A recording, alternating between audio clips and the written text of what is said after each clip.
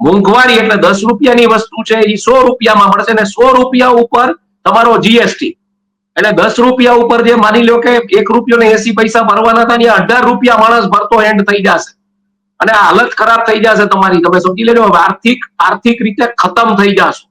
એટલે આને તમારે ડામવું પડશે. આ ભાજપે પોતાની આખી ક્લેન્ઝિંગ એક્સરસાઇઝ કરવી પડશે.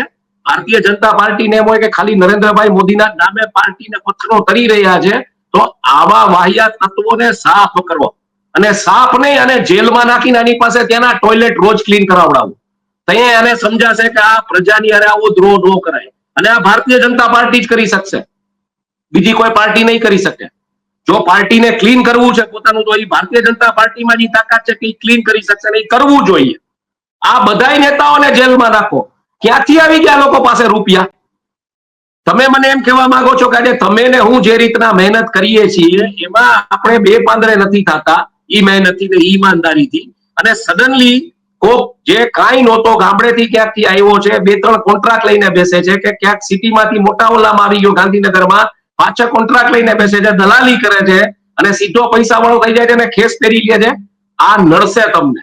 આ બધા જયારે ભેગા થશે ને, આ કીડિયારું આખું ભેગું થશે ને, ત્યારે તમને તમારા જેવા અજગરને ખાઈ જશે.